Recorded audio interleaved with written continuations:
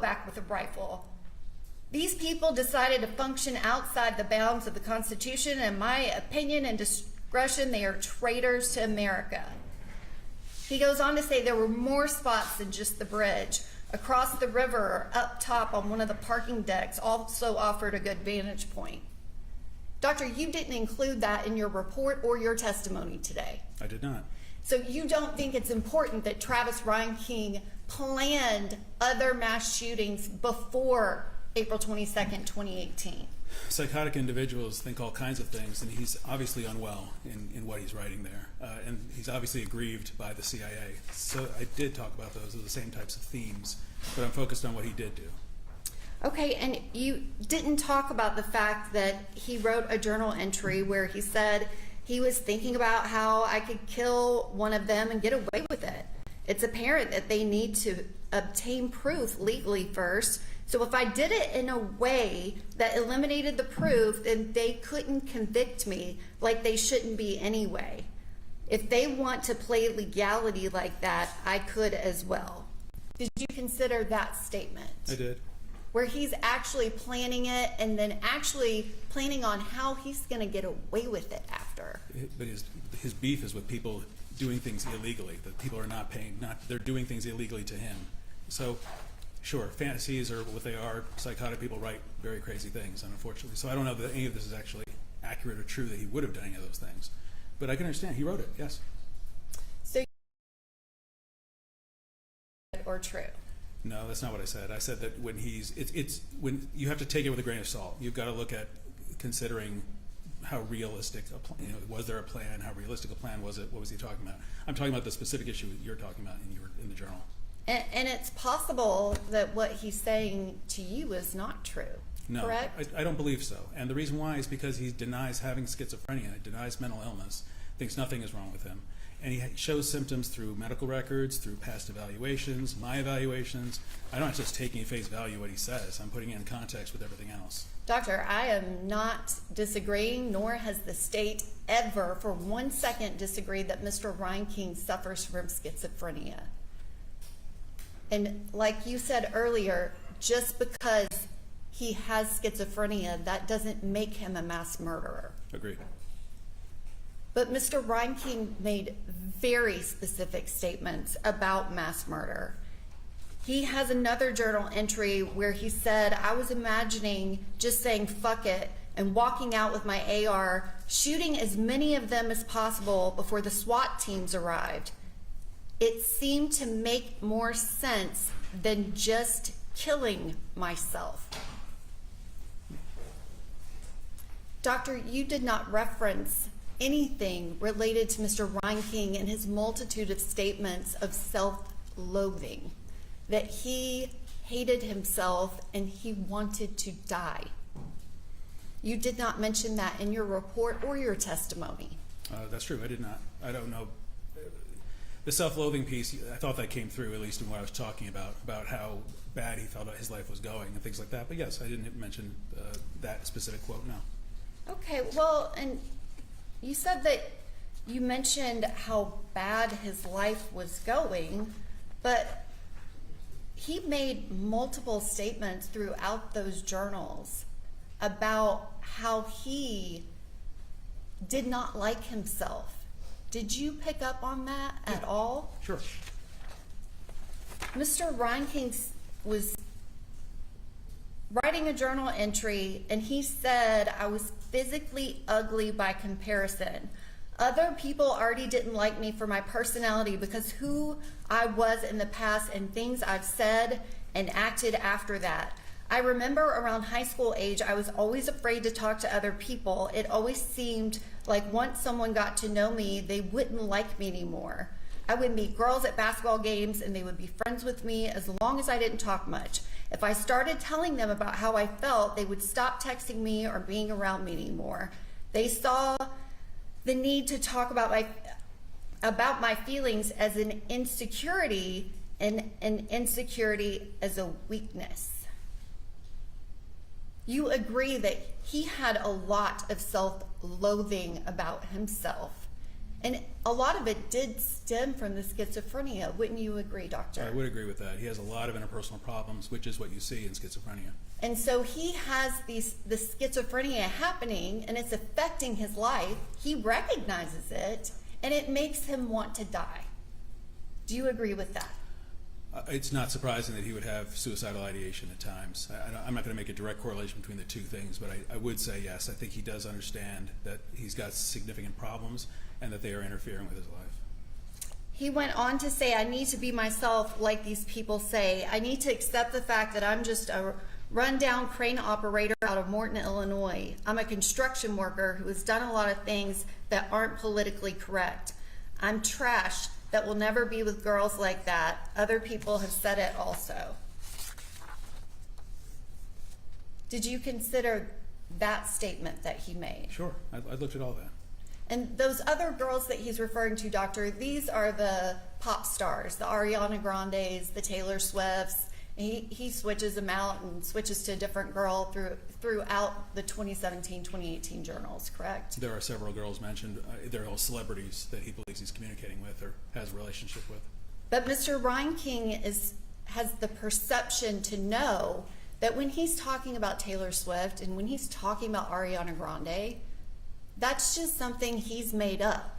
He said, I don't know why it's wrong to dream of that, even in fantasy. No, but he did dream of them and believe there were visions and believe that is the way he communicated. So that's what I mean, that you just can't take everything at face value in these journals. Well, but you're ignoring the face value of much of what's in the journals. Mr. Reinking said, had it not all been in my imagination in the first place. He knows that these girls are not real, but his reality, to be frank, it sucks. So he made his life more interesting. Do you not agree with that? I don't agree with that. I don't know the context in which he wrote that, but I don't Okay. believe, it's not true. And so we're going back to the very beginning of Mr. Reinking saying that he was writing the book in a way to make other people question his sanity. And he specifically said on May 14th, 2017, that the journal, the book that he was writing, it was a mixture of fantasies, his fears, and the cold, hard truth. That's what he wrote. And in those journals, he admits that everything about the Taylor Swift, Ariana Grande, that's just something in his imagination that he's made up to make life more livable for him. That's not my reading of it, and I don't think he would agree with that either. Well, I don't think it would help him to agree with it, that's for sure. Now, what about the references in the journal to his self-loathing over his feelings of homosexuality? Did you consider that at all? I considered it. I don't believe it has relevance to what happened here, in my opinion. Okay. And when he referenced sleeping with someone underage, do you think that had anything to do with his self-loathing and maybe why he wanted to die? It's possible, if it happened. Well, he said, now I see it, kind of how I perceive sleeping with someone underage. It could be very malicious and it could be very evil. On the other hand, it could be about love. It could be about finding solace and peace with someone. It just depends on how all people involved are perceiving the experience. It can't be evil if what you're feeling is true love. And he goes on to talk about how the society thinks he's evil because he slept with an underage girl. Did you consider that? I mean, yes, I know what you're talking about. Sure, I considered it. I don't believe it has relevance here. And do you consider him perceiving it to be evil to sleep with a child, that is showing that he knows the difference between right and wrong? Oh, sure. Okay, so you agree that he understands the wrongfulness of his actions? If someone were to sleep with an underage child, yes, he seems to, by that writing that, he seems to understand that would be wrong. Okay.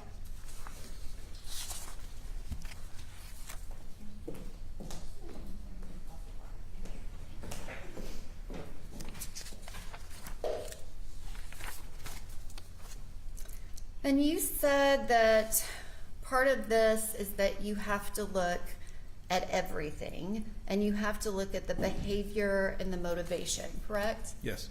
And Doctor, I think you mentioned it briefly, but did you consider the fact that Mr. Reinking was a crane operator for 6 or 7 years? I was aware of it, yes. And so your testimony that he has brain damage, you think that he was still able to operate a crane even with that brain damage? Yeah, I mean, brain damage is not a zero-sum game. It depends on where the deficits are. So if he was able to have the motor control and the responsibility to be able to do the crane operation and do it okay, then those deficits did not impact that. I wouldn't expect the deficits to impact that. He doesn't have motor problems. You just said he doesn't have motor problems? Right. Okay. Well, you testified earlier about the fact that Dr. Spica's testing showed that he has a slow processing speed. Right. That's mental processing, not physical. Okay.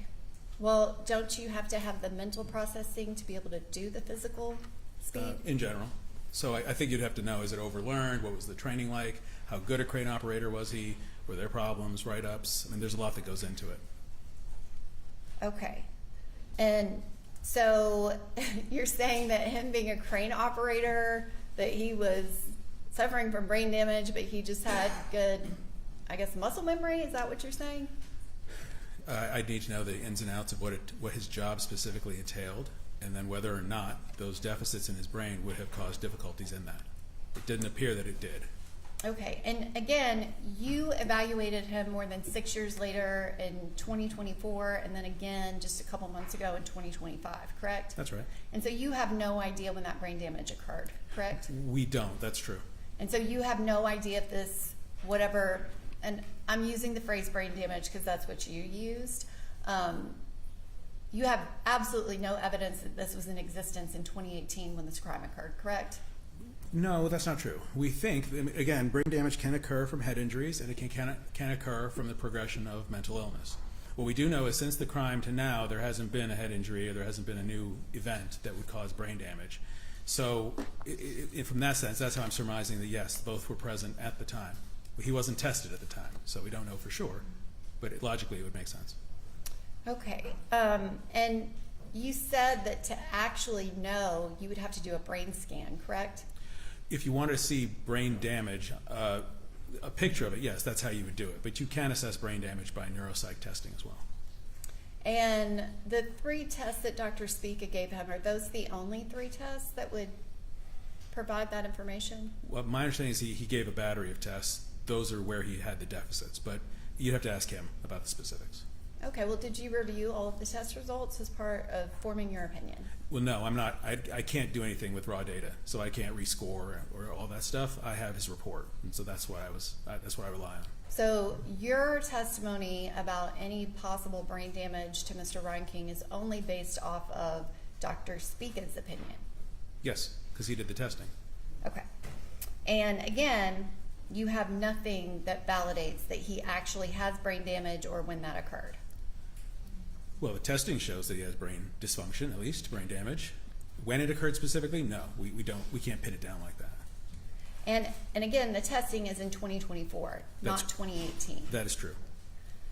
Did you consider at all Mr. Reinking's extensive video game playing that occurred in the years preceding the mass shooting at the Waffle House? Yes, I was aware of it. Okay, and do you actually play any video games yourself, Doctor? I wish. I used to when I was a young person, but no, I do not have time. Coordination and mental processing to be able to play those well, correct? Assuming he's good, yeah. Okay, well, and you didn't read any of the reports of the multitude of people that the Metro Nashville Police Department and even the TBI and the FBI interviewed, did you? No. I mean, if it's not in my report, I didn't review it. And so you didn't review any of the reports about his friends talking about how extensively good he was at these video games? I don't think I was aware of that. Okay. Did you watch any of the videos that he filmed of himself playing the video games? Unfortunately, yes. They're very long. Okay. And not a lot happens. Well, because the camera's on him, correct? Yes, though partially sometimes the screen is there too, and he's in a corner. But a lot of it's just his face. Right, which is a strange way to record yourself playing a video game. And a lot of those games were first-person shooter games, correct? Yes, some were, yes. Others were, yes, a fair amount were. And again, you have focused a lot on the CIA. Did you consider the fact that when Mr. Reinking went there, that he said that he was in disbelief about the fact they took his BMW, and that soon turned to anger? I remember that from the trial. Okay. And your opinion, you did not include that in your report or your testimony here today. Right. So his statement that he was angry, you considered it and discounted it. Is that what you're saying? No, he was angry at the CIA. He was angry at being hacked and all the things that he had gone through. So yes, I know. He was angry and mad, and we'll get to the CIA, but he was going to the Waffle House. Right. He did not say the command from God was to kill the CIA. That he never said anything close to that. To who? In the police interviews? In his handwritten journal where he described the mass murder less than a month after he committed it. Yes, he didn't say it there, but he did tell the doctors at the hospital. That's true. He told the doctors at the hospital later, but you, doctor, your opinion, you are completely disregarding Mr. Reinking's actual statements about what he did that day. Well, he omitted that statement. I do understand that he was angry, and I was aware of that. And you did not consider that he went up there to commit a mass shooting because he wanted to die that day. Did you? I've heard that, yeah, unfortunately, that was an inconsistent statement. So I'm not sure what to make of that because that's not what he told me or the other doctors. Well, he wrote it in his journal and then he gave the journal to his doctors. And Mr. Reinking's statement in his handwritten journal, even if it cost me my life here, which I assumed it would. That's what he was saying then, yes. And Dr. Wood ignored it, Dr. Eisen ignored it, and Dr. You ignored it in your report, in your testimony here today, that Dr. Reinking said he went there to punish them by taking something they couldn't take back, some of their own lives. Yeah, that's consistent with what he did and what he told me about in terms of the why he went there. You did not include that statement in your report, No, did you, doctor? No. Because that statement indicates he understood right from wrong. It indicates that he went to punish out of anger. Right, because of what was done to him. So I wouldn't quite characterize it as knowing right from wrong. And what was done to him, doctor? What was that awful thing that the CIA did to Travis Reinking? Is that the question? Yes. In his mind, he had been tortured by them. He'd been hacked by them. They were making death threats against him. They'd come and broke into his house to show him, his apartment, to show what they could do to him. They were reading his mind. So they were causing him all kinds of distress. And they say he kept saying messing with my work. I'm not entirely sure what he was talking about, I think on his computer. You're not entirely sure what Mr. Reinking was talking about when he said they were messing with his work. Right. Is that correct? Okay, well, doctor, do you agree that Mr. Reinking had delusions of grandeur about himself? Probably so, yes. He went back and forth between that self-loathing and then thinking that he deserved everything in life, correct? Yes, there was evidence of that. And very specifically, he made multiple references to his journals and his writings, and he actually referred to them as being invaluable. Do you recall that? I don't remember the word, but I know he's made reference to them. And so his work is his journaling. I don't know. Do you agree with that? I don't know that that's true. Okay. Well, he referred to what he was doing as his work, his journaling, writing this book, so that one day people would read it to question his sanity, correct? Yeah, I mean, that's what he said. I don't think that's the work, though. I think we're talking about different things. Okay, but you don't know what he's talking about. I don't. So it's very possible I might be right, This correct? Well, look, this is the problem with trying to impose rationality on a psychotic person's thought process. So I think we're speculating, both of us. Well, You're I know saying I'm not, that actually. people I'm with schizophrenia can never be rational about anything? I object, Judge.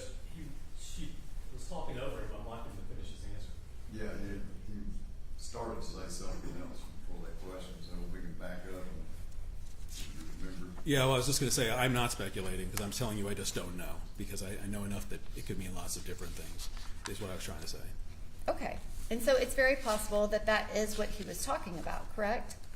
I really don't, from my interviews with him, I don't think he was thinking of his great work as writing a book that people would read that would question his sanity. No, I don't think so. Okay, but the torture that Mr. Reinking was experiencing that he described, it was that someone had been in his house when he wasn't there. That's one of the things, yes. And they would leave the toilet seat up. Yes, one of the things. These were inconveniences. Oh, I agree. He was not, obviously, that's not torture. But, but it is scary to somebody if they're finding that things in their house have been moved and they believe people are coming in at night doing them. The implicit threat is they could get me at any time. Well, but Mr. Reinking had 4 firearms to protect himself with, He did. correct? Yes. And he was very experienced in using them, correct? I don't know specifically how experienced he was, but if you say he practiced and known, then that's fine. He was. But I'm aware he had weapons. But the point being, he has to sleep at some point, and I think that's what he was worried about. He was worried about it because in his journal entries, he described that these beautiful women that were pop stars and actresses would come in and have sex with him while he was asleep. That was the threat. No, you're totally, I know you're conflating things. That's not what we're talking about. The CIA, the coming in and the context of coming in and moving things, or that they've been in the house and they're not telling him, is that he saw a YouTube video of a CIA agent, or somebody said, "I'll slit your throat." And so he was very concerned that's where this was progressing. Well, and you just said you don't really know. I guess you didn't pay attention to the details. It was a Navy SEAL video. That's and it. he mentioned that one time. One time. But yes, but I believe it was in close approximation to when this all happened. You believe it was? You don't even remember what it was. It's in my report. I'm pretty sure it was the night before. Yet you ignore what he said about what he did on April 22nd, 2018. I didn't ignore it. I read it. I considered it. But my examination stands for what it is.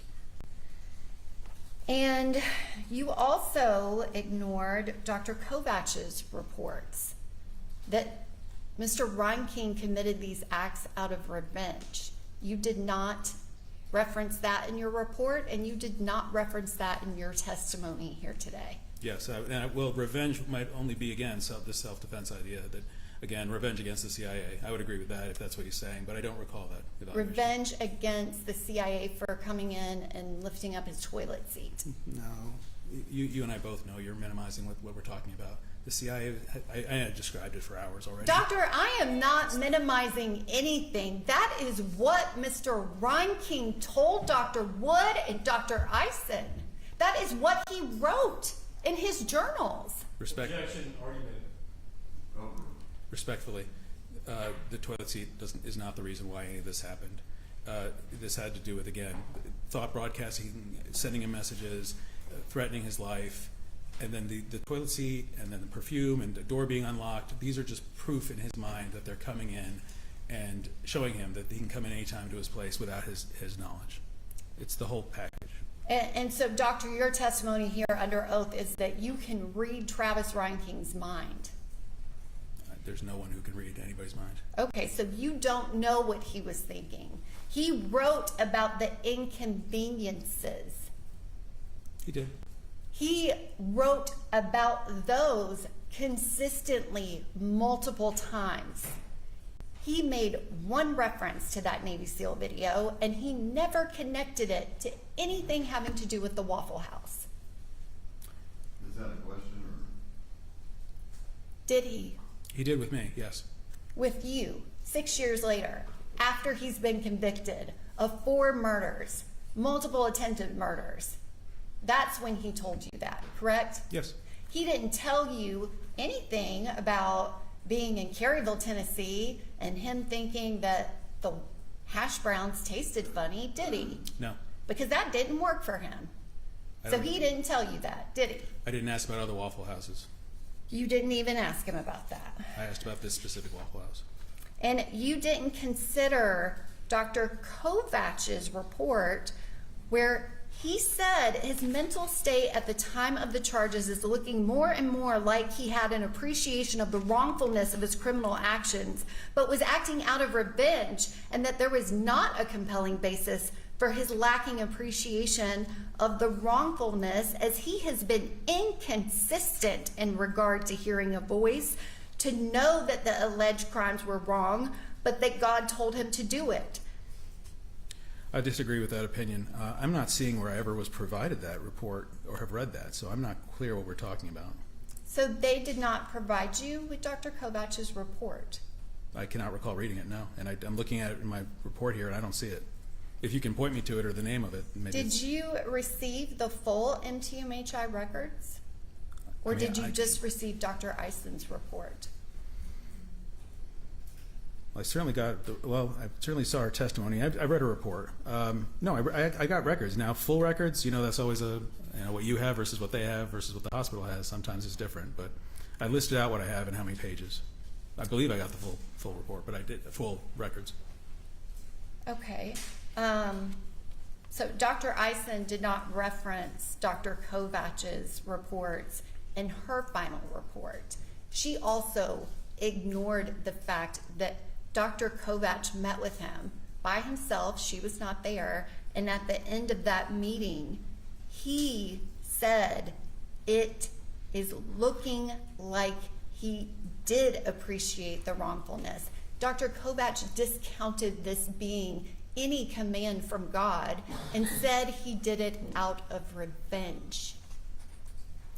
That may be his opinion. I'm not quite sure what he relied on and how much information he had, but I disagree. Okay, so Dr. Kovach, who's the MTMHI doctor that does a mental health evaluation with Dr. Eisen after the event, close in time, not 6-7 years later, even being told what he said in his report, you are still not considering it. Is that correct? Oh, I just considered it and I discounted it. No, look, I disagree with it. And you're not showing me the report. I don't know where the report is. Obviously haven't seen the report. Clearly, if there was a final report, I would have been provided it, I would hope. I did review the reports that were provided. So then I'm wondering why this guy didn't do a final report. Looking like is not medical certainty. So I don't, he's telling, that sounds to me like somebody who doesn't have all the information. So right now we're talking about a report I haven't read and I haven't seen. If you want to show me the report, I can have time to read it. We can talk about it if that's what you want. But I'm telling you, I disagree with his final opinions to the extent they're final opinions. You disagree with his finding when he spoke to Travis Reinking, evaluated him in a mental health facility in the months immediately after the mass shooting. You are discounting that psychologist's information. Is that correct? Well, this is the first I'm hearing of it, and I'm saying that I disagree with it, yes. And you've talked about the things that you said that you did consider, but you didn't review any of the autopsy reports. Is that correct? That's right, I typically don't. Which actually, let's go back to that Dr. Kovach thing, because you said that you reviewed Dr. Eisen's trial testimony, correct? Yes. So you don't recall that I cross-examined her extensively about that report from Dr. Kovach? I remember the name coming up. I didn't know who it was. So Okay. you may have said it, but again, if there's not a report provided, I'm not reading a report. Well, it was provided to Dr. Eisen during her trial testimony. Do you remember that? I don't remember that, no. Okay. And so you don't believe it even if it's in the trial transcript? I believe it exists if you're telling me it's in the trial transcript. I'm saying I haven't read it, and I disagree with the ultimate opinion. And you did not review Dr. Deering's testimony about the devastating ballistic injuries that Joe Perez Jr., Torian Sonderland, Aquila De Silva, D'Ebony Groves, Shantia Wagner. You didn't. In my entire career, I have never been provided the testimony of a ballistics expert or a firearms expert. Sharita Henderson. It's outside my area. You didn't review any of that testimony, correct? Correct. There's nothing I can do with that as a psychiatrist. So, doctor, you're saying that the actual manner in which Travis Reinking committed this mass murder has nothing to do with your opinion today? I can't. It's not my area of ballistics and those kinds of things. I can't offer opinions in those areas. I'm aware people were shot. I'm aware people died. I saw the videos. So I know how horrible things were, what happened. So I'm aware of all those things. But you didn't look at the crime scene photos, correct? No. You didn't look at the autopsy photos, correct? Right. Again, I don't typically get provided that information in all the cases I've ever done. You didn't review any of the medical records for Sharita Henderson or Shantia Wagner, correct? Well, no. I mean, I'm not provided those generally. And you didn't even bother to review their trial testimony where they described those injuries to you, did you? It's not about being bothered. I wasn't provided them. If I was provided them, I would have read them. And doctor, again, you're saying that nothing about that would affect your testimony here today about how the murders were committed. It's a very broad question. So I think it would depend. I couldn't see that necessarily because, again, I saw the videos. I'm not sure how it would affect my opinions. I don't think that it would, no, because it doesn't get to mental state. And doctor, you just testified and said that you saw the videos and you saw how bad it was. Yes. What did you see in the videos? How many times did Mr. Reinking fire when he was outside of that Waffle House? I'm not sure I counted. I just saw people scattering and I saw people go down. It's tough to watch. Well, you don't see the horrific injuries in the surveillance video at all. Yeah, that's true. So you have never seen them. Again, I've done a lot of cases. I've never seen these types of things. That's not provided typically to a psychiatrist. Have you done a lot of cases where the mass murderer hand writes out a blow by blow of exactly how he committed the mass murder? Have you ever had that happen before? It's happened. I wouldn't say often. So you've evaluated someone where they wrote out a blow by blow of exactly how they committed a mass murder? I wouldn't say necessarily blow by blow, but yes, short descriptions of what happened, yes. Okay, because it's textbook, right? Everybody does that. No, I just said it's happened sometimes. Okay, Doesn't happen well, all you've the time. called Mr. Reinking a textbook case, correct? Again, you're conflating. I said it very specifically, a textbook case of schizophrenia, textbook case of insanity. And so what were the injuries that Mr. Joe Perez Jr. suffered at the hands of Mr. Reinking? Again, you're putting me in a position. I don't have this information. So you don't know about the 4 injuries that I believe Dr. Deering described as all 4 ending in a lead snowstorm. You don't know anything about that. I do not. And so you don't know anything about the bullet that went in his left upper back and left shoulder, do you? No. You don't know about the crater-like opening Dr. Deering described in his right shoulder, do you? No. And you don't know about the bullet that went in his left neck, through it, and out his right neck, do you? Correct. And you don't know about the catastrophic injury to his skull that went from his left ear to his right ear that split Joe Perez Jr.'s skull open, do you? Right, I do not. In Mr. Reinking's 2018 journal, he said, "I tried to punish them by repossessing their car since they wouldn't make things right on their own, only for them to steal it again from me. This time I would have to punish them by taking something they couldn't take back, some of their own lives. You do remember that, correct? Right, and how it didn't make any sense. And I guess, do you also think that it didn't make any sense when he said, I felt there was no point in continuing life here if I couldn't even learn and grow, if I couldn't have a job or a place to live? Did that make any sense to you? Obviously, that must be how he was feeling at that time. Or That he he's reporting wanted to afterward. die? That may be. Did you consider that he said, I knew these people would be at the Waffle House late because as far as I knew, it was open all night. I could go there and get it done tonight. That way it would be only staff there. Right, Staff at the Waffle House. right. He said they were the people doing this to me. Yes. Again, Staff. CIA, but yes, that's right.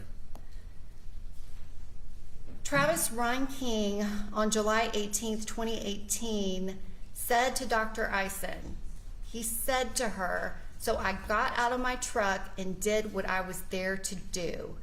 He reported that he shot the man with the number 3 hat and said, I think I missed at first. Then I had to fire again a second time. That one hit him and he fell to the ground. Doctor, did you consider that statement that Travis Reinking made to Dr. Eisen in making your opinion? Yes. And your testimony here today is that Mr. Reinking has a slow processing speed and doesn't appreciate the nature of his actions. Yes, the testing shows slow processing. But I told you, I said on direct, he knows he was killing people. He knows he was shooting a gun at somebody.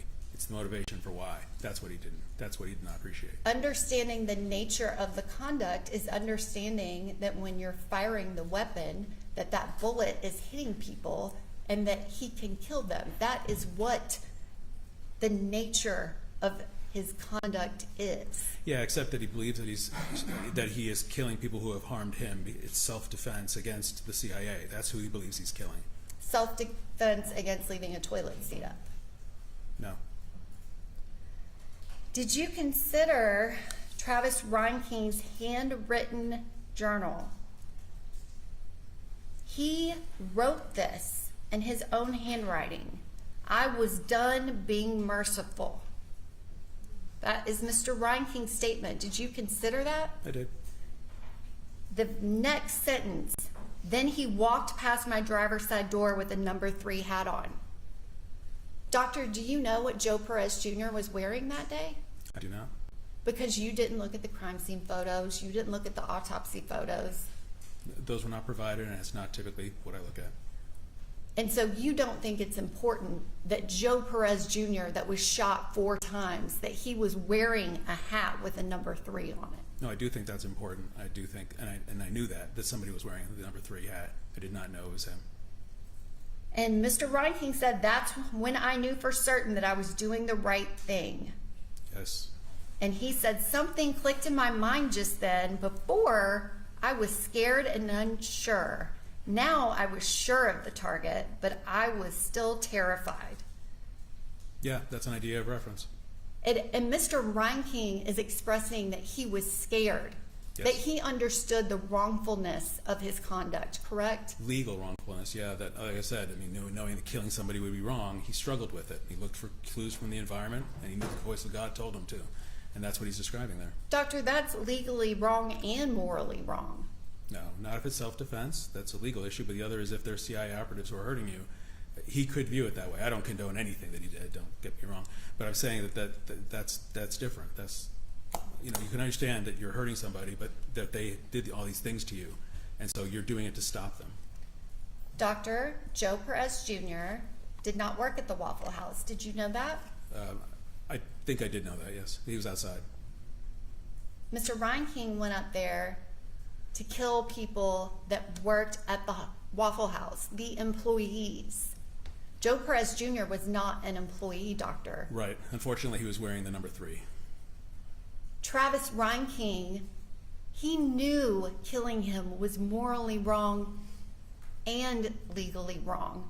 He didn't have any self-defense statement to make about Joe Perez Jr., correct? No, well, I disagree. The sign, the number 3, obviously, is what showed him that this person was a threat, this person was a target, that this was the right thing to do because of the number 3, unfortunately. Mr. Reinking describes that the primary target, who he refers to as Joe Perez Jr., and stopped and talked to another man that I assumed worked there with him. You're saying that he is up there for self-defense against the Waffle House employees, but he doesn't even know if the first 2 people he murdered even worked there, correct? Right, but because it's not against Waffle House, it's against the operatives, the agents. He said he was going to the Waffle House to shoot the employees. That's what Mr. Reinking said. Yes, because he'd been there before. They were saying things about him that were out of his journal and that were out of his head. So clearly they must be CIA. That's what happened. Correct, doctor. He said they said things that he had written in his journal. That was the threat. There was no threat to his life, doctor, correct? Hey, listen, I totally agree with you. These people did nothing to him. He went on to say they were both just out the side of the front entrance, a little bit to the south. I shouldered my firearm, which would soon become a weapon. I took aim down the sights at the primary target. Bang! The number 1 round fired right as the secondary target noticed me. I couldn't see my front sight well because it was night, so I cammed the weapon sideways to aim by looking down the side of the barrel. It was a lot more guesswork, but it helped my vision. It felt strange to look down gun sights at another person anyway. Bang! Doctor, you're calling that someone that has a slow processing speed? That's not how you look at processing speed. So if that's what he did, that's what he did. He's writing it all after the fact, of course. But that's not the same thing. I really can't answer that question. Well, doctor, him telling you about why he did it 6 years later after he's been convicted at a jury trial, how is that reliable? More so than what he wrote within less than a month after he murdered 4 people and went up there with the intent to kill everyone in the Waffle House. Because it's very consistent with what he told other doctors. It's consistent as well with his journal writings. He's not putting in his signs and symptoms of mental illness. I'm not entirely surprised by that. He doesn't think he's mentally ill. So I do look at all those things. Doctor, he is making decisions and very specific decisions in that moment. Do you not agree? On who to kill, yes. And Mr. Reinking doesn't stop there. He goes on.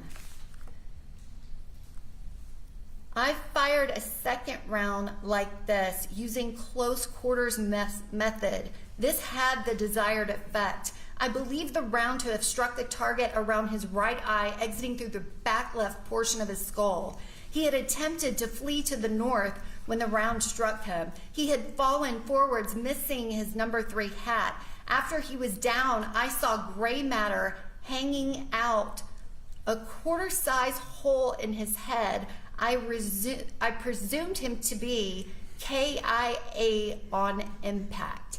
He goes on to say it had felt like a dream at first. I remember this tingling on the surface of my skin. It felt like God, the angels, or the aliens were with me. It didn't look anything like in the movies or video games where blood splatters in a mist or over the glass behind them. It was quite uneventful in comparison. Did you consider that statement by him? Yes. That he is murdering people, he is not afraid at all.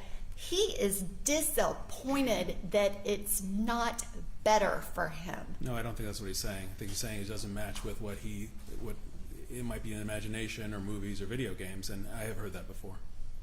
That it was uneventful Right. to him. Right, but that means it's not the same. It just means it doesn't match up with what the TV or video games would show. I've talked to other murderers who've said the same thing.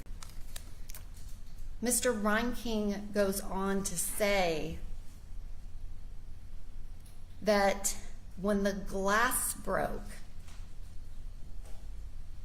he noticed the bullet holes in the glass, and that's when he knew it was real.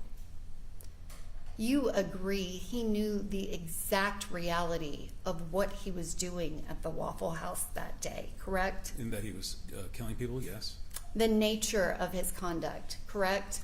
He believed he was killing he knew he was killing people. Who the people were, no. He did not appreciate the nature of that. And Mr. Reinking goes on to say, I remember having this incredibly dirty feeling like what I was doing was unclean or unholy. It made me feel sick to my stomach, but I had to remember the reason I was there.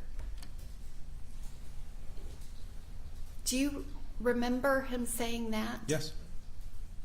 He is expressing that he understands the wrongfulness of his actions, correct? There is a struggle with it, right? Because he knows legally this is not something, killing people is wrong to do. Yes, he knows that, but that's not the issue. The issue is that he felt he had to do it, both for the religious aspect of it, but also the self-defense piece.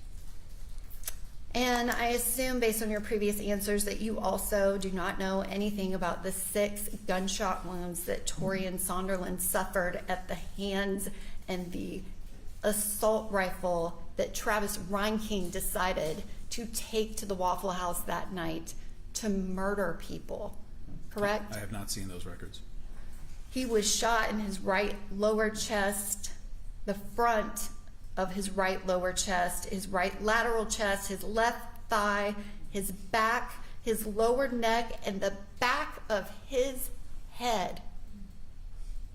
Do you know that Torian Sonderland is the one that tried to run away from him? No. Do you know that, Doctor? I knew someone ran away, tried to run away.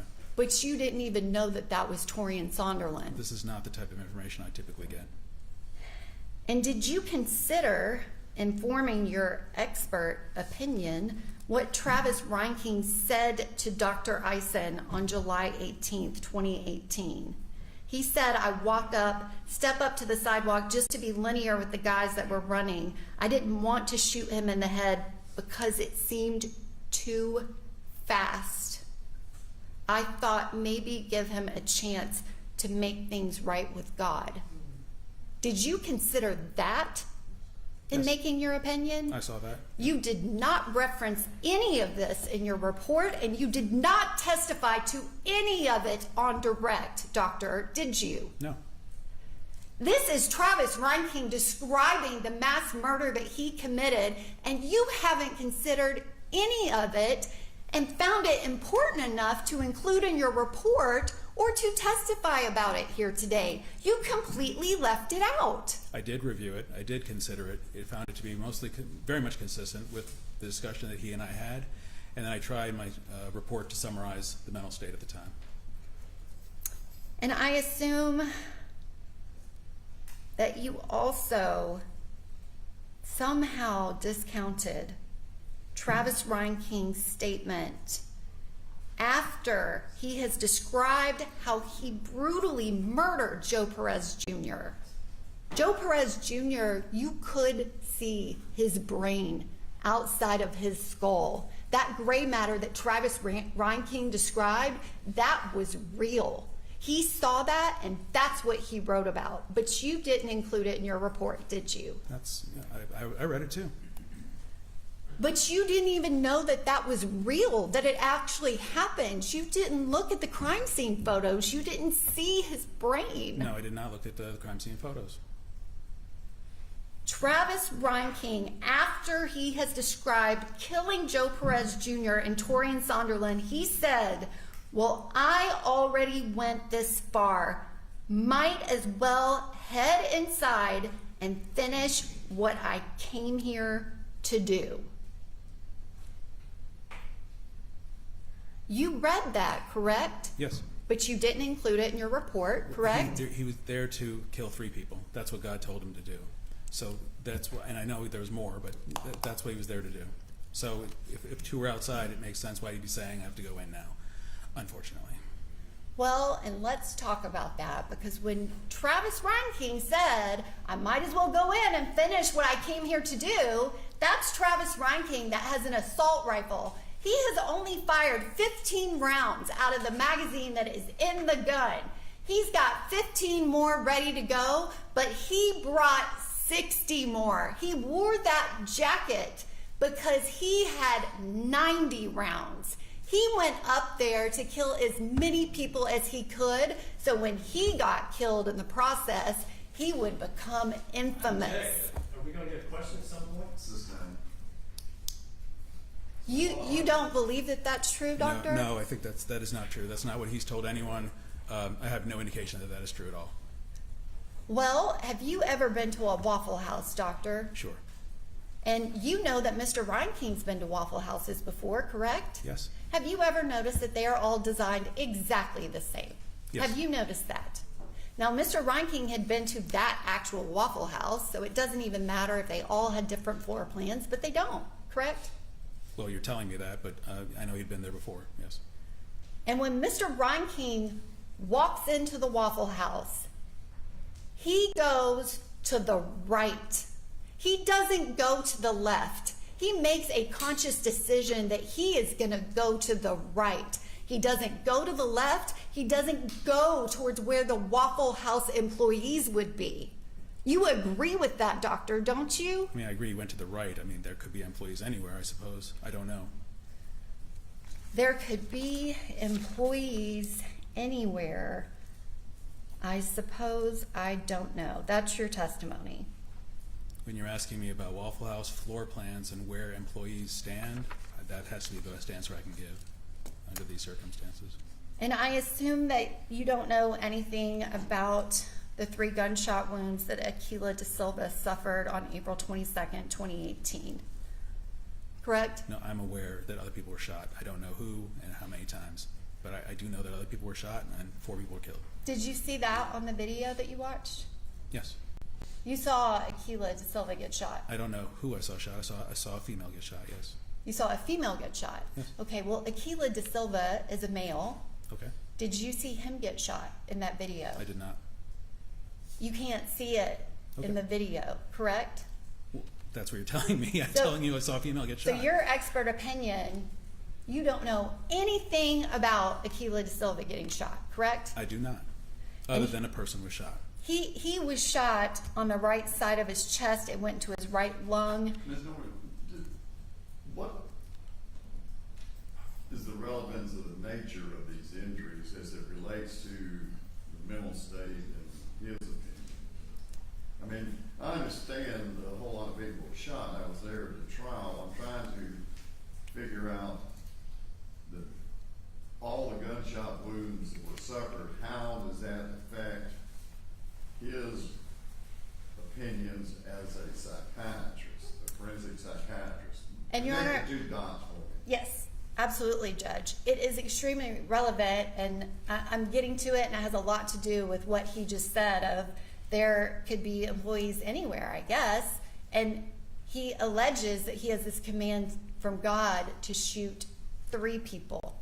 And that is not what he does. No, I understand that part. I have that question. But my question is, what difference does it make on his mental state at the time of these offenses that he brutally shot people that resulted in just horrendous injuries? And going through the description of all those injuries in your questioning, that's what I don't understand, how those connect. And Your Honor, it's Whether you got shot by a graze wound or the horrible injury suffered by 4 of these people that survived, how does that affect his evaluations in the mental state? That's all I'm trying to figure out. because this doctor has completely ignored Travis Reinking's own description of how he went in there and shot and murdered the people on that date. He has discounted it and said it's not important that he went up there to enact this revenge. It's extremely relevant to whether or not the court should give credibility to this doctor's testimony. I understand that. And any references he makes in his journal, I think, are absolutely relevant. Judge, But the description of the injuries to these individuals is what I'm questioning. well, Your Honor, my Does position it- is it's just the facts of the case and it's what happened on that date. And I understand that. All I'm trying to do is how do they connect with opinions related to Reinking's mental state? Well, The actual injuries inflicted, how do they relate to any opinion that someone's gonna give as to his mental state? because this doctor isn't just stopping there. He is now testifying that somehow Mr. Reinking suffered from some type of brain damage and that he had slow mental functioning and that it affected his ability to process. And I think how lethal he was able to be in those moments and how precise his gunshots were, that he was able to kill all of those people, I think is extremely relevant. I think it counteracts his testimony that he's suffering from some type of a brain damage. I'm not picking up on why it has to get into the specifics of the nature of the injuries that are inflicted. A person being shot 5 times, maybe, or whatever, but I just don't understand why we have to get into the atrocious brutality that was inflicted on these individuals that survived. The act itself of shooting them 5 times is what's important, but some of your descriptions I just don't feel are necessary. And Judge, I apologize that you don't feel that it's necessary.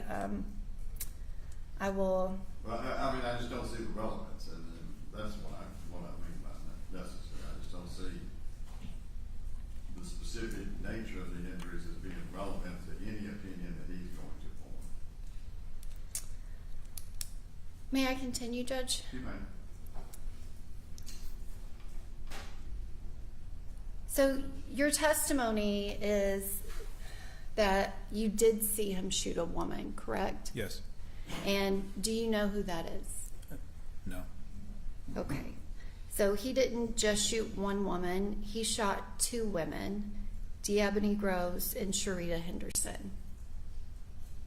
Did you see that in the video?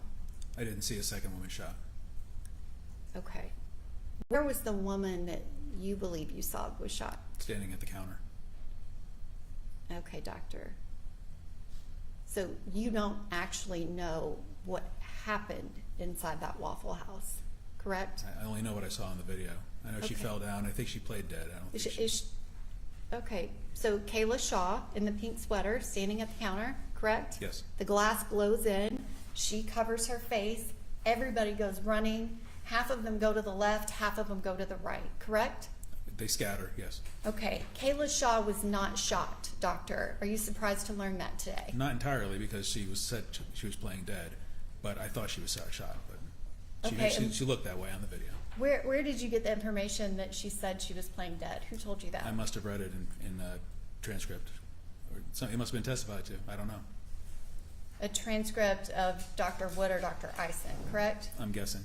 Okay. Well, she was not shot. There were 2 women that were shot, but you really, again, you can't really see it in the video. So did you know that there were 2 women in a booth that went under the booth? So they're under the booth where the customers sit and eat, that they were both shot. Did you know that? No. Okay.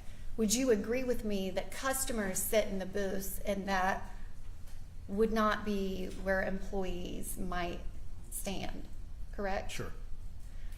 And again, you didn't review the testimony, so doctor, when you're forming your opinion, you don't know that Sharita Henderson said that Travis Reinking looked her straight in the eye when he fired upon her.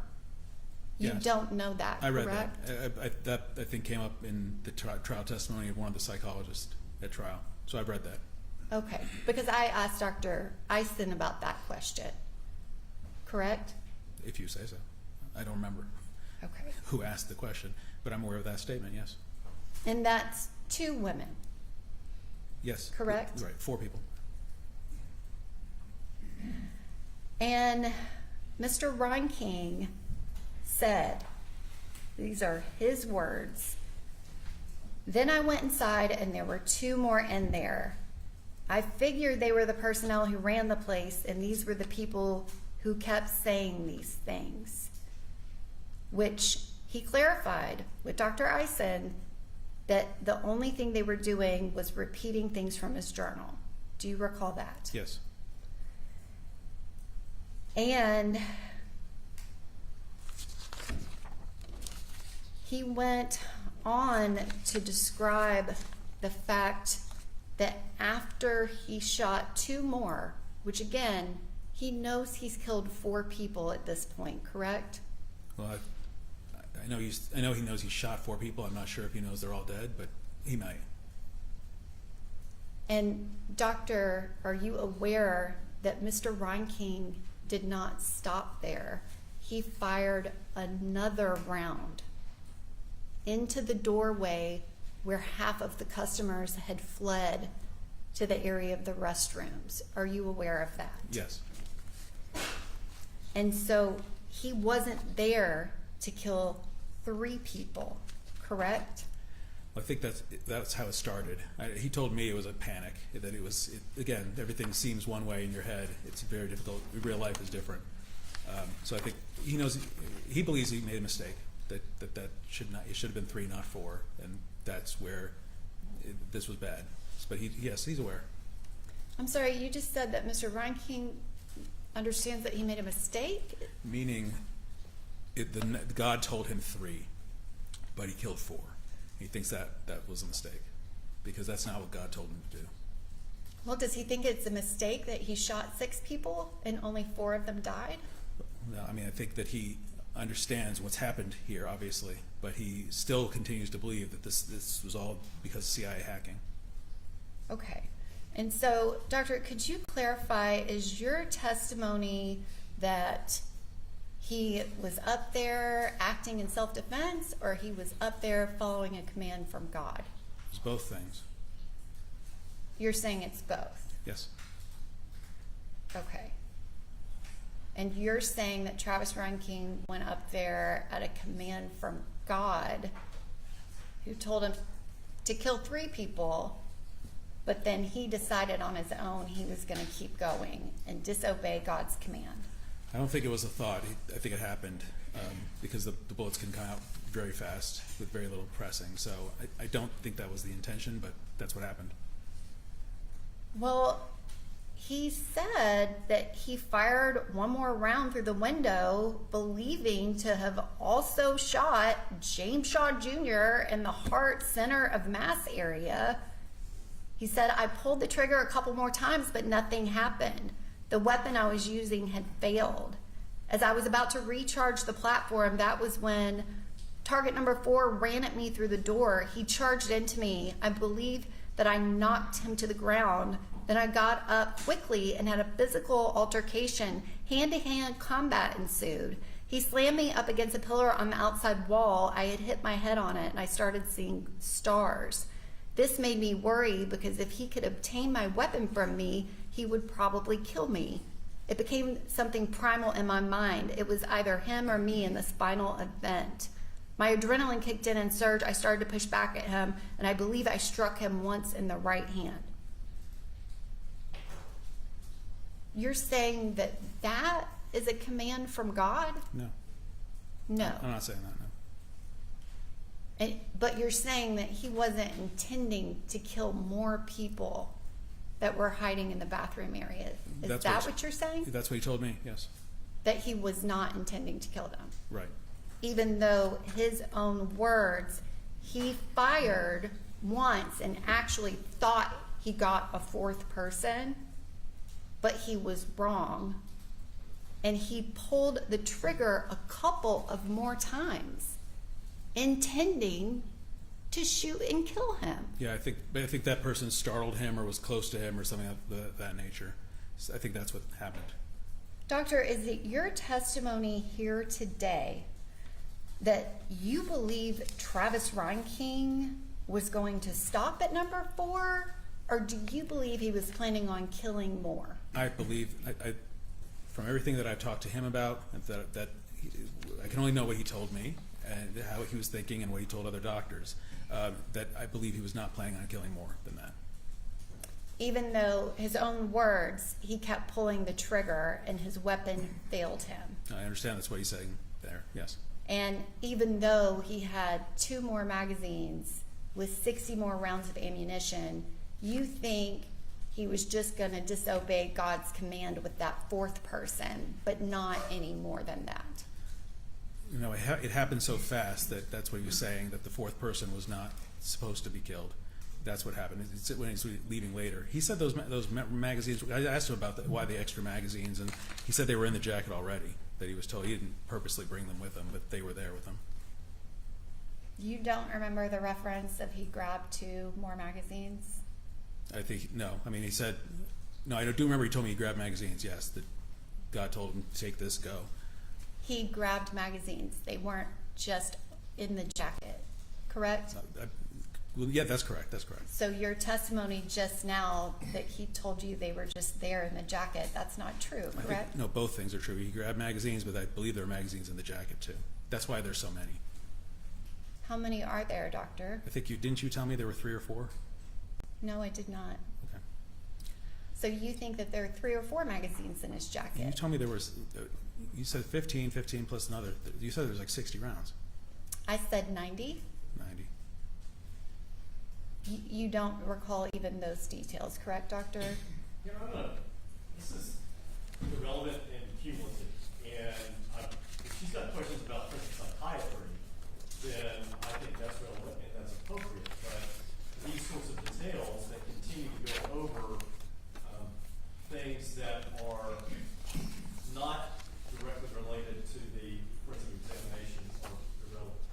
No, I mean, I think the fact that he was gathering additional clips is relevant, and how much they all build is relevant. But he's testified that what he remembered. And doctor, you don't know anything about the specifics of how many bullets, how many magazines, correct? Correct. And so if Mr. Reinking told you that there were magazines that were already in the jacket, but yet there's 1 in each pocket and he said he grabbed 2, then what he told you about them already being in the jacket, that would be false, correct? Right, that would not be correct. That would be a lie that he told you, doctor. It could be, or it could be he misremembered. And doctor, would you agree with me if the information that you're provided is not true, that your opinion would not be accurate? Is that correct? Well, sure, I'll agree with that as a general matter, but also when you're dealing with somebody who's got a psychotic mental illness, inconsistencies are expected, and their memories can be faulty. That's certainly true, and we know that from the neuropsych testing too. But you are only considering what Mr. Reinking told you in your 4.5 hours of talking to him 6 to 7 years after the mass murder, after he's been convicted at trial, correct? No, I've said many times I considered all the forensic evaluations, all the things that he's told other people as well, and I try to make sense of it all together in addition to what he told me. But you're trying to make sense of it is not including Mr. Reinking's own words, that he went up there to punish the people and take something they couldn't take back, their own lives, Right, but correct? he's not talking about, I did consider that, I was aware of that. He's not talking about Waffle House patrons, regular people. They didn't do anything to him. They didn't take anything from him. He's talking about the CIA. He murdered the patrons, doctor. Absolutely, I know. And doctor, I'm assuming you also are not considering the fact that Mr. Reinking told Dr. Eisen on August 6, 2018, she asked him what would the consequence be if he did not follow the order from God. And he responded, probably just found another way for me to have peace and success in my life. Yeah, that's what he said to her, yes. That was the consequence if he didn't go kill 3 people. Yeah, I think that's what he's telling her then. After that, I don't think that's what he believed at that time. I think he felt compelled. And so, doctor, now, again, you're reading Mr. Reinking's mind.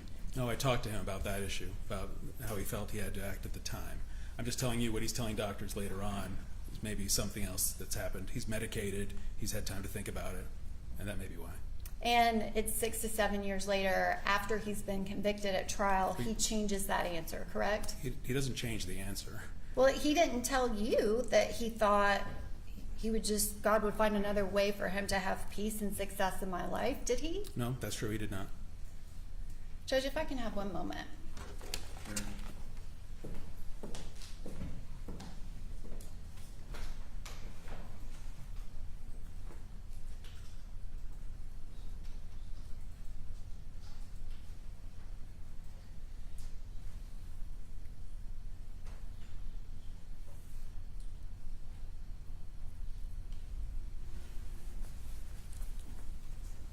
Judge, I don't have anything else for this witness.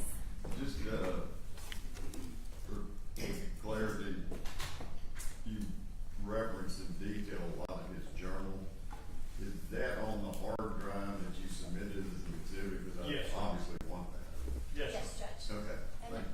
if the court would like, I can actually submit the dates of the journal entries that I referenced during cross-examination, because it is, I believe, approximately 200 pages of typed journal entries. So I feel like most of them I notated exactly what date they came from. There were a couple of questions that I wasn't expecting from him, and I just know what all of them say. So I'll be happy to submit something to the court, but provide a copy to defense counsel. Yeah, anything that And I will also provide a copy of Dr. Kovach's 2 reports that I referenced. we have those reports, he's got them, I'm gonna ask him about them, redirect, there's no need to provide them. Appreciate it, thank you. But yes, I appreciate the specific areas that you were addressing. Yes, Judge. All right, redirect. Thank you.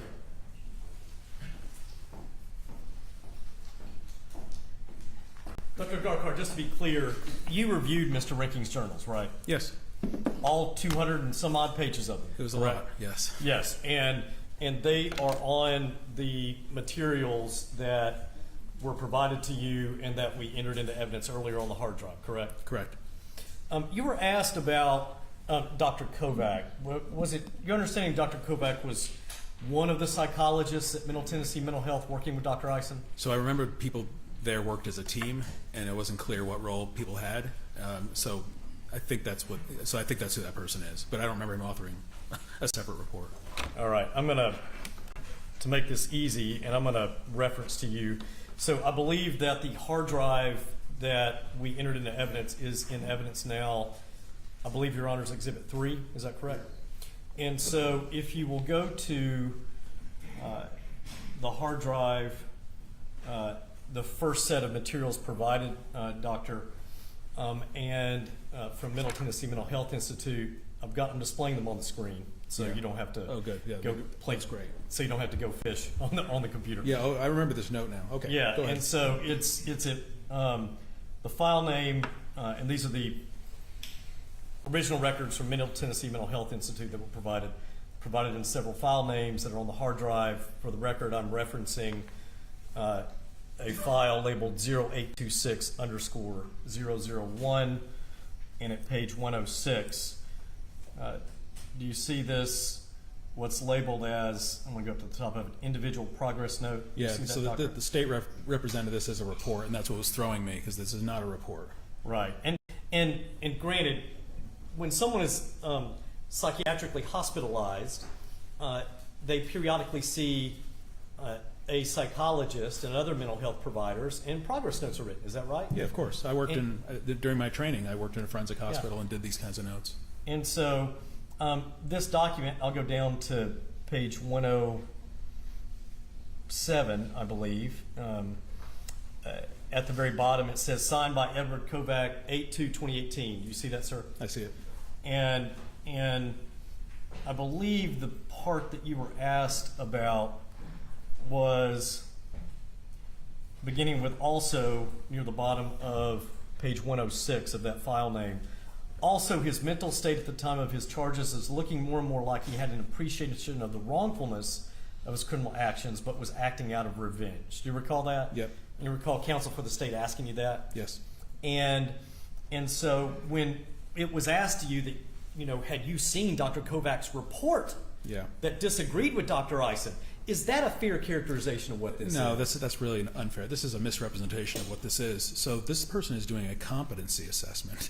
So the whole purpose here is getting the person to be competent to stand trial. That's the progress note. And so, because what they have to decide ultimately is when can we get this done, right? Like, are they ready for a full evaluation now yet or not? Because I did this, that kind of thing. And then when they do, then the competency team comes in and does a full evaluation, right? So this guy clearly didn't do a criminal responsibility evaluation himself. That would not be appropriate, given he's just there to look at competency. So he didn't do that full kind of evaluation. He's just making statements based on what he found that day. It's totally irrelevant to the issue at hand. This is a competency issue. In fact, he references that he's very delusional, very paranoid, can't work with his attorneys. So that's got competency references. So this is just a progress note. This is not a report by any means, and it's definitely not a criminal responsibility evaluation. So at the top of this report, in fact, it says, does it not, under individual progress note, under the notes field, under I:301, competency evaluation for 3-week progress status meeting with treatment team, right? That's right. That's exactly what this is. That's what this and is. then under R:, that's shorthand for just the report for the progress note. Is that right? Yes. And that doesn't mean report with any forensic evaluation, but just the information obtained from the patient when you're meeting with the patient. Absolutely. That's right. All right. And then on the second page under P, what they're doing is, Dr. Kovac is making a note about what the progress is on restoring Mr. Reinking. I'll say it that way because I have met with him and met with his family, however the state says his name. Mr. Reinking, how he's doing with respect to restoring him to competency, correct? Right. All right. And I would further say he's presently incompetent to stand trial, and that's what this note is saying. It's unethical, and we do not do insanity evaluations when somebody is incompetent because they don't understand their rights waivers at that time. That's why we actually don't do insanity evaluations during a competency assessment. And that's why, let me go back to that. That's why I'll go back to when Vanderbilt and Dr. Wood initially evaluated Mr. Reinking in the jail with respect to competency, and before the determination was made to send him to Middle Tennessee Mental Health. That evaluation, your understanding by Dr. Wood, was that for competency? Right. And at the time that Dr. Wood was doing that evaluation, Mr. Reinking had not yet been restored to competency, correct? Correct. And so Dr. Wood's opinion, when she believed that he was legally insane, if you recall her report, she says that I'm going to defer ultimate findings, though, correct? Right. And why does she say I'm going to defer ultimate findings? Is it because of what you just said, that it was a competency evaluation? That's exactly right. I mean, it's a different referral question. So, and you look at different materials. You look at, because you were trying to answer that specific referral legal question.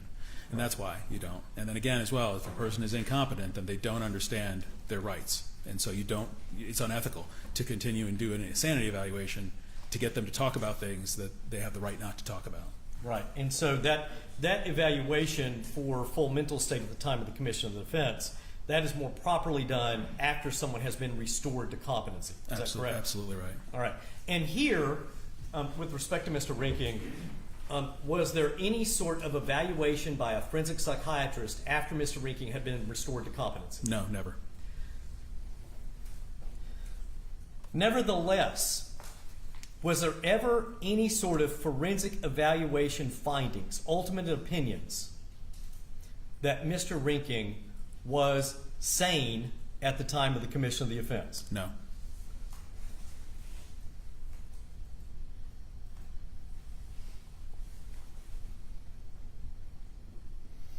And is it your understanding, who was Dr. Eisen evaluating Mr. Reinking for? Well, they were hired by the court, but the defense had called them.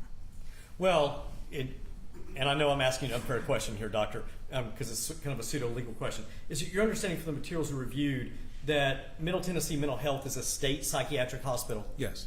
All right, and so Dr. Eisen was not someone who was doing an independent evaluation for the defense after a state psychiatric hospital had evaluated him. Right. Yeah, Right. they were not defense retained. Right. And did you ever see any sort of evaluation if the state disagreed with Middle Tennessee Mental Health? Did you ever see in the records that you reviewed any sort of evaluation that the state had by any expert it decided to retain? No, I never saw a state retained expert report. Other than the state's own forensic mental health hospital, That's right? right. Now, you were also, while we're on Dr. Kovac here, I'm going to go to what also is on that hard drive, and it's in the same set of materials, just a different file name, 0824_001, and that's also under the materials provided to you on Exhibit 3. And I'm going to go to page 55 of that file. And at the bottom of the page, what's the date, Doctor? 10/17/2018. So some period of time after Dr. Kovac's progress note. Would that be correct? Yes. In fact, if we go back to that other file name, Couple months. what's the date of Dr. Kovac's progress note? August 2nd. August 2nd, 2018. So now moving forward, over 2 months later,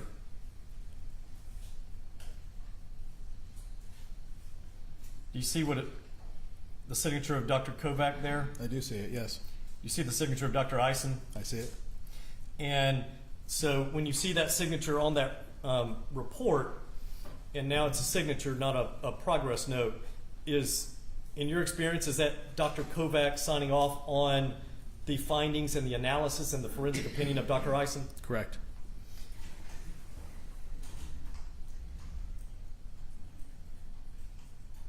And I'm going to go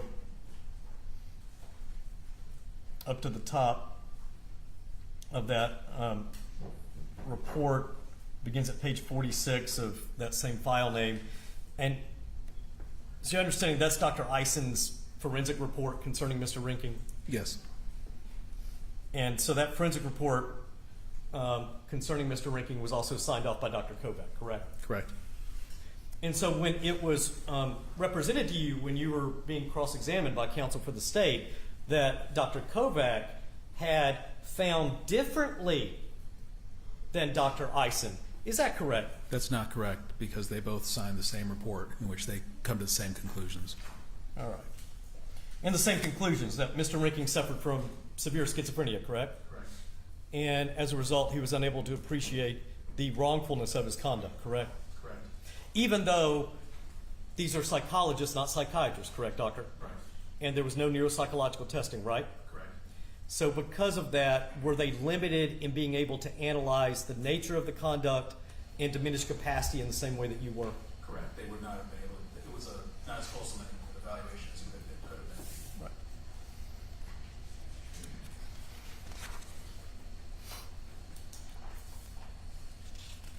You were asked about some case somewhere else in the state where you worked with attorney Luke Evans. Do you recall that? Yes. And I believe you were even asked if you recall that it was at the mitigation phase of a death penalty case. Do you recall that? Yes. So at the mitigation phase of a death penalty case, were you offering testimony about whether or not that particular person was legally insane at the time of the commission of the crime? No, because that's something I looked at and did not find. So they decided to call me for mitigation. So that's the second phase after guilt innocence. So mitigation as in something that would help reduce the sentence as opposed to something that was a defense to the crime itself? That's right. I mean, they're the only choices they had was death penalty or life without parole. Those Yeah. are the two options that we present evidence, people present evidence, and Yeah. they decide. And so in that particular case, even though the defense, and here Luke Evans, one of the trial attorneys for Mr. Reinking in this case, even in that case, the defense, you came in and you did an evaluation at their request. And in a death penalty case, very high stakes, you did not find legal insanity, correct? That's correct. And so you were really called at a penalty phase, a sentencing phase That's in right. front of the jury, right? Okay. So when you testified in that case, and Mr. Evans was the defense attorney, you were not testifying in front of the jury explaining legal insanity, were you? No, not at all. As I remember, the testimony was about trauma, the effects of PTSD and trauma, that kind of thing. That's what I was talking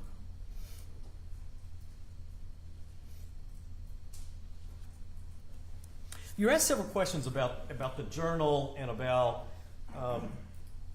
Mr. Reinking wanting to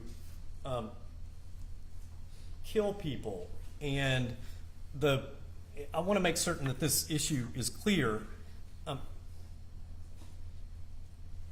Did Mr. Reinking, to a reasonable degree of psychiatric certainty, medical certainty here, in your opinion, did Mr. Reinking go to the Waffle House to kill people who were just patrons of the Waffle House? Absolutely not.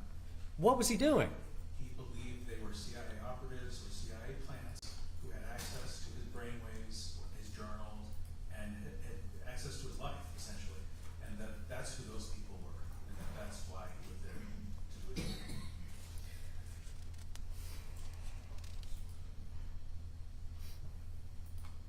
So in his journal, where he's talking about coming in and shooting people, wanting to kill people before the SWAT team gets there, things like that, is it your understanding that it was not to kill people who were just patrons in the Waffle House, but to kill CIA agents who were tormenting him, out to kill him, and he perceived this threat from a video of someone's going to slit his throat, correct? Yes. All right. Now, you were asked a lot of questions on cross-examination about, I think the toilet seat being left up in his apartment. Do you recall that? Yes. And you were asked questions about other things being in disarray in the apartment. Do you recall that? Right. And you talked about the perception by Mr. Reinking and what that meant. And is it as simple to say that he was enraged with the CIA because he perceived that they came into his home and left his toilet seat up? No.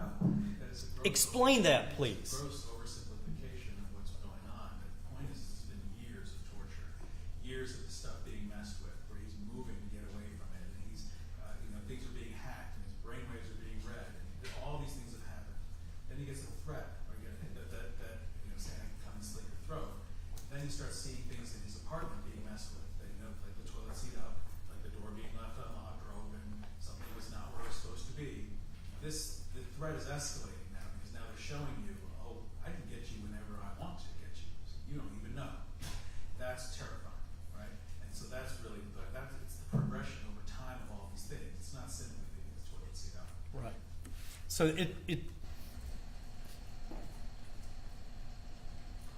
he perceived this, did he perceive this as they were torturing him and telling him they could get to him anytime? Yes. And then when he saw the video with the Navy SEAL, did he perceive that as, we really now are coming to slit your throat? Yes, that's right. The threat is imminent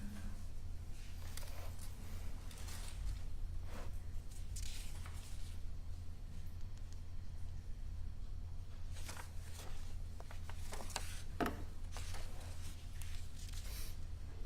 You were asked questions about issues concerning self-loathing and issues of Mr. Reinking, though, at other times where he had delusions of grandeur. Do you recall those questions, Doctor? Yes. Is it consistent with schizophrenia to have your symptomology fluctuate like that? All psychiatric symptoms wax and wane. I mean, nobody's 100% one way all the time. So yes, there will always be some variation in the types of symptoms and severity of symptoms. It's what we look at is over time. What is the primary symptoms that they're having and how often are they having them? So these things, but none of those symptoms are inconsistent with schizophrenia either. So with respect to the questions that you got on cross-examination about the journal, where at times in the journal he may have said, some of this may be fantasy, some of it may be real, that could be written in a moment where a part of him does realize maybe some of this isn't real, right? Oh, listen, absolutely. Having treated schizophrenics for 20 years or more, a lot of what we're doing with them is reality testing, telling them what's real and what's not real. And that causes them to question their reality, where they start saying, I swear this happened, but did it happen?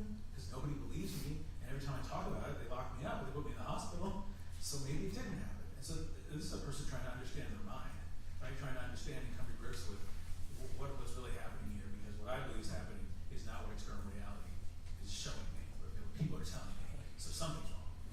So is it fair to say that at times someone who suffers from severe schizophrenia like Mr. Reinking and the brain damage that you've said Mr. Reinking suffers from, at sometimes can they have moments where they're a bit more lucid than others? Yes, absolutely. That is true. Yes. You said a moment ago, or on direct examination, that someone with schizophrenia, it's like their brain is on fire. Right. You remember that? And would it be fair to say that their brain is on fire and sometimes the fire is smoldering and sometimes the fire is raging? Yes, that's right. Other factors like stress or some sort of paranoid event or other things can set it off even more. But it's uncontrolled brain activity, right? It's what's happening. The neurotransmitters are not firing properly. What's happening in persons with untreated schizophrenia. So yes, that's right. So it can be on some days lower level. They may be okay, function okay, and then the other days where they're so paranoid they won't leave the play their own. Would that explain why the journal at times is rambling and inconsistent and we can pick it apart and find statements all over the map concerning the journal? Is that fair, Doctor? Listen, even a stopped clock is right twice a day. Okay, so the brain can be fundamentally broken, but it can still say some things that make some sense sometimes if we look at it. Or you can take things out of context and you can make that make sense. That journal is hard to read. There's a lot of rambling, nonsensical things, a lot of delusional things that are in there. She didn't read those parts of it, but there's a lot of stuff in there that doesn't make any sense. And it's very difficult to follow as a rational person. And a lot of the questions that you got, would they be fairly characterized as trying to attribute rational thinking to someone who cannot rationally think? Yes, and this happens as well. I've had these kind of cases where I might show writings to people with schizophrenia after they're treated, and they wrote this stuff, and I said, explain this to me, and they can't explain it. They said, I understood this. This made so much sense to me when I wrote it. I don't know what any of this means. This is the ramblings of a crazy person. I can't understand this at all. And we see this clinically. People are psychotic when they're manic, and they take actions, and then they'll look back at their life where they hear about their events. They can't remember them, or it feels like it was a dream, or they just can't explain at all why they did what they did, because now they're treated, now they're rational. And so that's a very real clinical phenomenon. So you were asked about the fact that Mr. Reinking, for off and on for years, was able to operate a crane. And how can he operate a crane if he's got brain damage? Right. And did you have some of his crane training certification records? I did. And what did they show? So I have to reference my report, which you pulled up here, as I remember, but I remember he failed some things a few times. And so it looks like he's got to get retested, and he looks like he failed twice, but was able to pass twice as well. So there are times in which he did fail. Would that be consistent with, once again, the fluctuation in the effect of the schizophrenia and also the effect of the neurological damage? So possible, right? We'd have to know what happened at each event, like what happened that caused him to fail. But it's possible he was having a bad day that day in terms of symptomatology, and it showed up this way. Yeah. And as you said before, did the neuropsychological testing show that he had some sort of inability to control motor control? No, and that's the thing. Procedural memory is what we call it driving. Okay, so that's how people can drive without thinking. And I'm sure everybody in here has done it, where you've driven home and you're like, how do I get home? I don't even remember taking the exit or taking the highway. It's because you've done it so many times, your brain kind of goes on autopilot and you can do it, and your body is driving the car. It's scary to think about, but we've all done it, right? That's procedural memory, but that's what we're talking about when you operate a crane or other material. If it's overlearned, you've done it a bunch of times, you do it without thinking.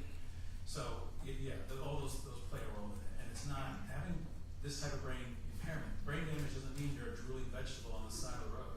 That's not what it means. It depends what areas look affected, to what degree, and how they affect behavior. So there's a million spectrum of people in there. So even though, you know, he failed his test a couple times, got recertified a couple of times, and was able to be a crane operator in some capacity for a little while, is that inconsistent with the neuropsychological testing and your forensic findings? No, it is not.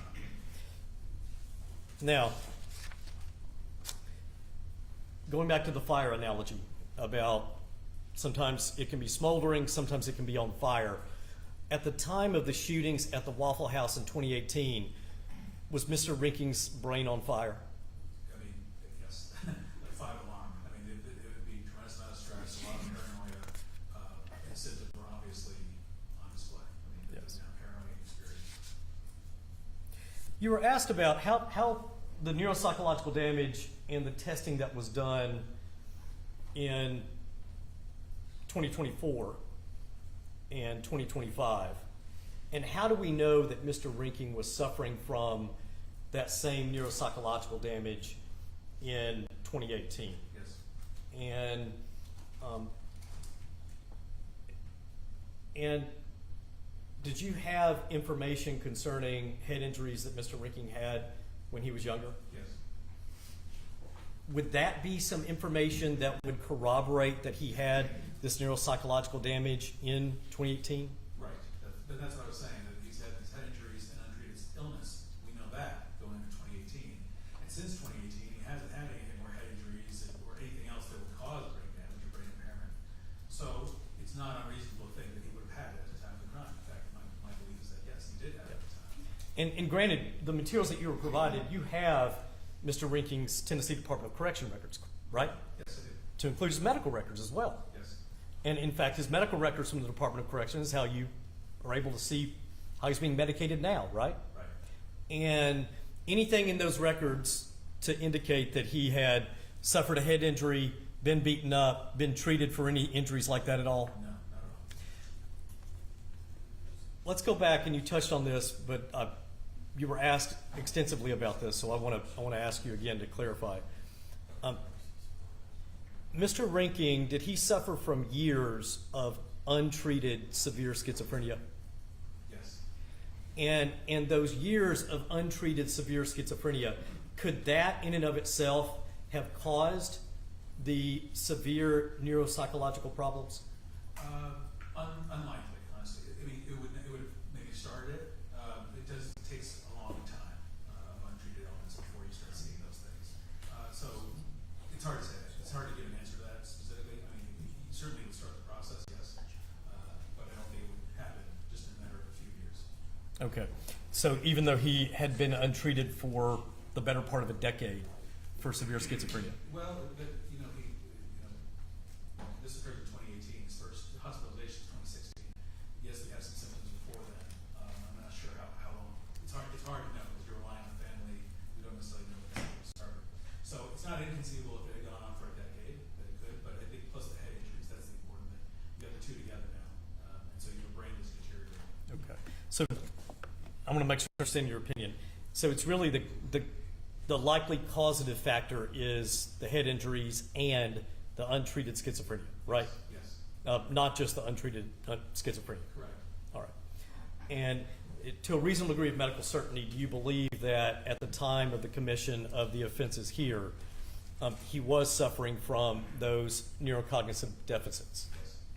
Did you see any sort of contrary neuropsychological testing done by any expert that the DA's office or the state had obtained? No. And the evaluations that were done by Dr. Brown and Dr. Eisen, is it your understanding that those were done just weeks and months after the offense occurred? Yes.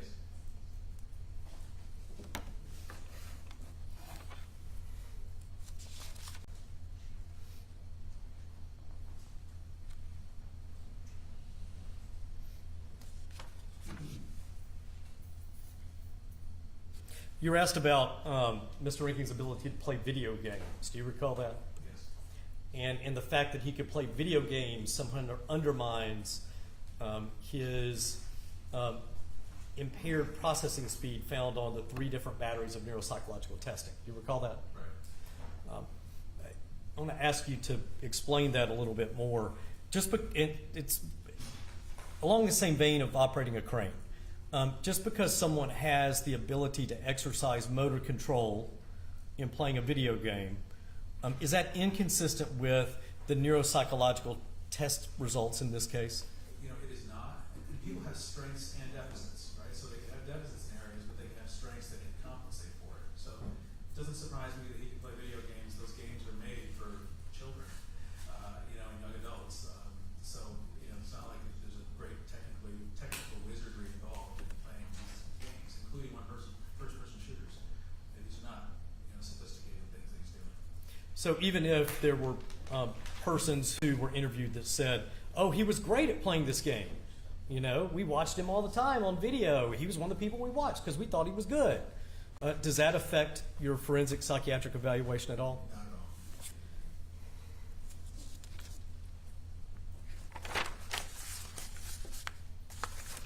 all. When you have a case like this, where you've got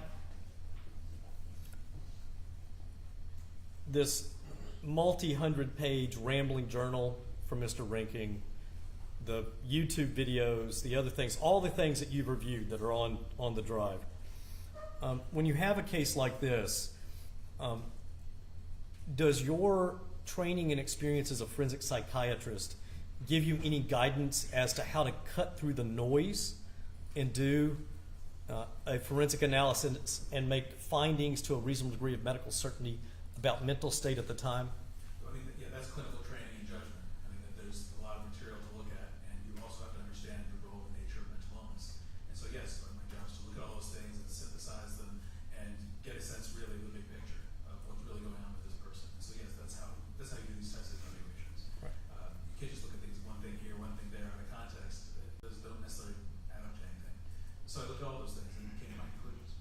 And you have to be well qualified as a forensic psychiatrist in order to be able to adequately interpret and render opinion about those things on mental state. In my opinion, yes.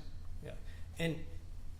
And once again, to your knowledge, did the state have any sort of expert to offer a contrary interpretation about all these various data points in this case?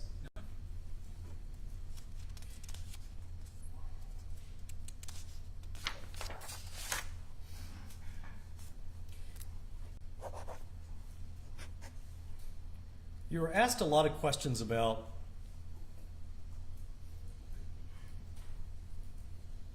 the forensic pathology evidence in this case and the horrific injuries that people suffered. Do you recall that? I do. Do you remember me asking on direct examination if there were any additional materials that you needed in the case? Yes. Did you ever ask for the autopsy photographs? No. Did you ever ask for the autopsy report? No.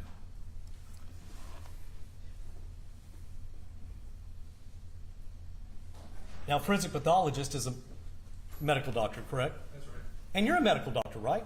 That's right. And would a forensic pathologist be offering an opinion about mental state at the time of the commission of the offense from a forensic psychiatric perspective? I sincerely hope not. They would have no training or experience in that area. So no, they wouldn't. They should not. Would you be offering an opinion, even though you're a medical doctor, would you be offering an opinion on forensic pathology issues, cause and manner of death in a case? I absolutely would never do that. We have our specialties for a reason. Medicine is very complicated. It takes a lot of years to do it. It takes a lot of years to study this specific field. And so that's why the forensic pathology, I don't touch toxicology, forensic pathology, any of that stuff. Those are the experts. I defer to them always. And, for example, is that why you didn't do neuropsychological testing yourself? Right. I'm not trained in it. I'm not qualified to give it, and never done it in my life. So I have to rely on neuropsychologists to do that stuff. but you take into account the findings and the interpretation of the neuropsychologist in rendering your opinion. Is that right? Right. They're like my lab tests. You go to the doctor and you say my throat's hurting. I swab your throat. I mean, I know clinically what's going on with you, but I don't know if you have strep throat until I say send it to the lab. Lab tests it, says strep throat. Now I know. Okay. And now I prescribe antibiotics for you. The same thing here. I can suspect brain damage, but I can't know it until we get the testing done. So Dr. Spica is his name. I don't know who he is, but he did the testing. So he's like my lab. And so now I say, okay, yeah, based on this and this, I don't see any brain damage. That's how it works. Another good example would it be, for example, someone comes to you, they think they have a broken bone, they're hurt, they're tender, you're not certain, you send them off to a radiologist, right? You get an X-ray, and then you get a report from the radiologist, right? Yeah, It interprets the X-ray for you, right? that's right. Right. And you wouldn't interpret the X-ray yourself, would you? I would not.